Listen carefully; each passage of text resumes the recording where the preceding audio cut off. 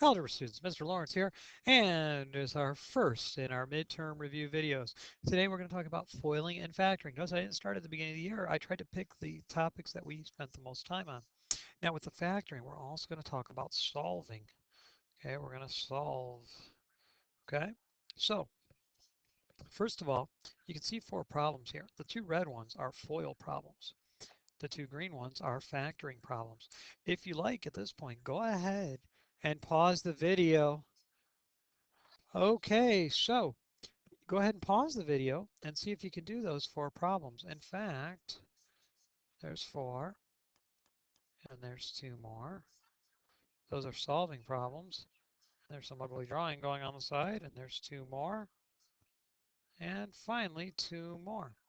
Okay, the ones with equal zero are solving problems. So, if, my attitude is if you can do them, you shouldn't have to sit through the whole video. But maybe you need a refresher on some. So here I go. Let's start refreshing. Let me get a good color like purple. All right, so remember, FOIL stands for firsts, outers, inners, and lasts. The firsts are these two. The outers are these two. The inners are those two, and the lasts are those two. So first, outer, inner, last. When I multiply my firsts, I'm going to get 10x squared. Okay, my outers are going to give me plus 35x. My inners are going to get me a positive 6x. And then my lasts are going to get me a 21. And then I have some like terms right here.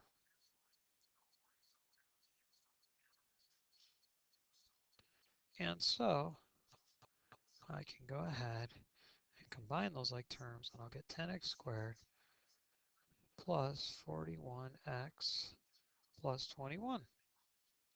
And there we go. Okay, problem number two, very similar.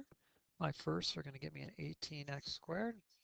My outers are going to get me a negative 30x. My inners are going to get me a minus 12x, and my lasts are going to give me a positive 20. Combining my like terms, I'll have 18x squared minus 42x plus 20, and that's foiling, right? It's just double distributing. Okay, let's check out the factoring. The first type of factoring we learned was GCF. It's the first type of factoring you should always do. Sometimes it's built into other problems. So I'm going to factor out the GCF here. Looks like it's going to be a 2, which means I'm going to divide by 2 here, divide by 2 there, and I'm going to get 2 times the quantity of 7. Oh, not 7x. It's going to be 2x minus 7. And there we go. It's solved. Excuse me, it's not solved, it's factored. Okay, and this one looks like my GCF is going to be, let's see, it looks like it's going to be a 6 if I do the GCF of the coefficients. For the variable, it's going to be x squared, and for the y, it's going to be y squared. Now, remember that when you're doing the variables, you always take the smallest exponent. So I'm going to divide all three terms by 6x squared y squared, the GCF. Now the GCF is getting pulled out front. It doesn't disappear from the problem. And what will be left inside? Well, the quotient. The 6's will cancel. That'll turn into an x squared. Those will cancel. So I'll have an x squared. Here I'll get 3. X squareds will cancel. I'll be left with the plain old y. So minus 3y. And then here, this will turn into 2. That'll turn into x cubed. And that'll turn into y squared. There we go. And that's factored as far as it can go. All right, sometimes we have to solve, and I'm going to do the other types of factoring other than GCF while solving. Pardon me. Now, here, this problem here has two terms to it. X x is a perfect square, 36 is a perfect square, it's subtraction. This is the difference of perfect squares. So the square root of x squared is x. Square root of 36 is 6. Okay, so this will factor as two quantities, square root plus the square root and a square root minus the square root. Now, because it's a solve, I have to take each quantity, x plus 6, set it equal to 0, and x minus 6, set it equal to 0. Then I'll solve for x. I'll subtract 6. I'll get x equals negative 6. And here I'll add 6. And I'll get x equals positive 6. And so there is my solution. Okay, it's completely factored right here, and the possible solutions are here. All right, so um, here's another one, difference of squares. And the square root of this is 10, and the square root of this is 7x. And so it's going to factor as 10 plus 7x and 10 minus 7x equals 0. Then I set them equal to 0, the quantities that is, like so.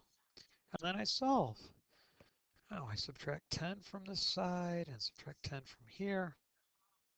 I get 7x equals negative 10. And divide by 7, divide by 7. So x equals negative 10 sevenths. Okay, over here I'll subtract 10, subtract 10. I'll get negative 7x equal to negative 10. I'll divide by negative 7, divide by negative 7, and I'll get x is equal to positive 10 sevenths. Or I could put 1 and 3 sevenths, but 10 sevenths is a perfectly fine answer. There you go. All right, now, when there's three terms involved, it's a little bit different. If we have a perfect square trinomial on our hands, it's easy. And the way we tell if it's a perfect square trinomial is if the first term is a perfect square, if the second term, or excuse me, the last term is a perfect square, if you multiply the square roots together and double it, if you get the middle term, it factors real simple. All it is x and 5 and x and 5. And then remember, now a lot of you don't understand what this means. Please ask me. There's a plus on the third term. It's the double stack. That means this term right here, this positive sign, shows up in both quantities. That's what I'm talking about with the double stack. So many of you still get that wrong. If the last term is positive, both signs are the same, and they're the middle term sign. Okay? If that were a negative 10, they'd both be negative down in the quantities. So now I'm going to write x plus 5 equals 0. I'm not going to write it twice because it's the same exact equation. All right, x will equal negative 5. And there's my solution. Here's the factoring, and there's the solving. You only have to solve if it says solve, if it says equal to 0. If it doesn't equal 0, you'll have to make it equal 0. We'll do one of those in a minute. All right, here's another trinomial. 16x squared is a perfect square, 4x. 81 is a perfect square. 9 is the square root. Multiply them together. 9 times 4x, 36x. Doubled is 72x. So we're going to get 4x and 9, and then 4x and 9. And again, I'm going to double stack. I got a plus in the back. I'm going to use this middle sign twice. Boom, boom. So I'm ready to solve for x minus 9 equals 0. Add 9 to both sides. 4x equals 9. Divide by 4, divide by 4. X equals 9/4, or 2 and 1/4. All right. Numbers 9 and 10. They're trinomials, except they're not perfect square trinomials. So remember on this one, I don't see a GCF in here. I'm going to multiply 12 times 5, and I'm going to get 60. Now I need two factors of 60 that add to get 19. Well, let's see here. I know that 3 and 20, 4 and 15, there we go, there they are, 4 and 15. So I'm going to rewrite 19x. I'm going to go 12x squared plus 4x plus 15x plus 5 equals 0. And then I'm going to group, right? I didn't regroup grouping because I'm going to do it here.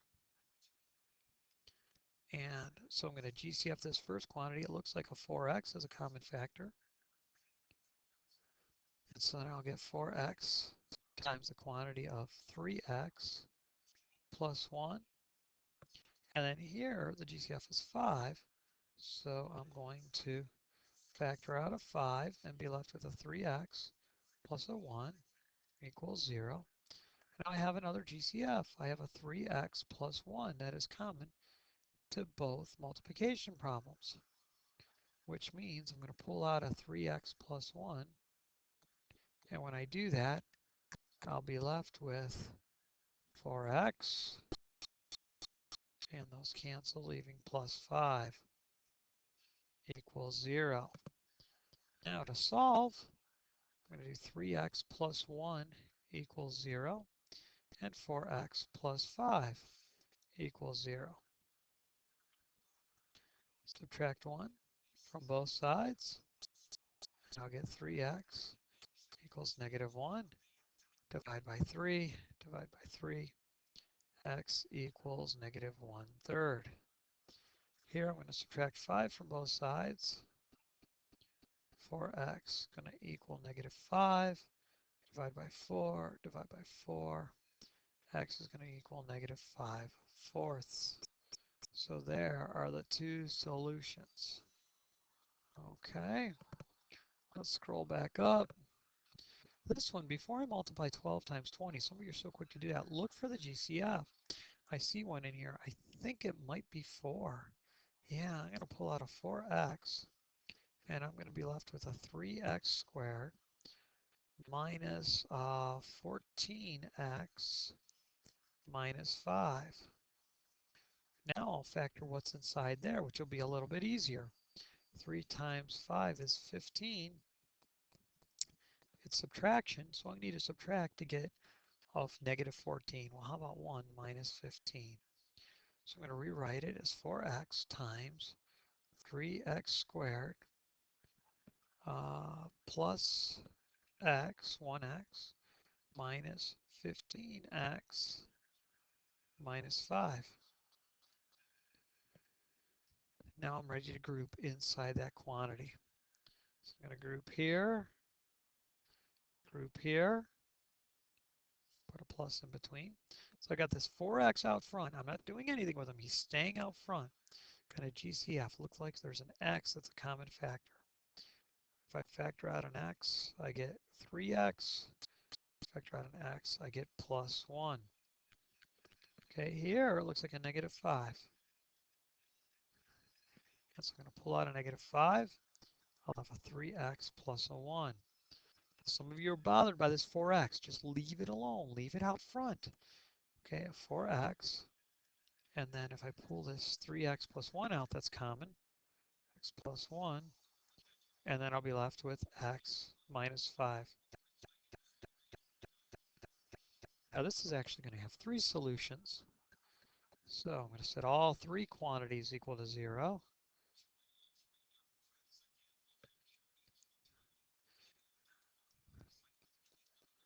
And then I'll solve. X is going to equal 5.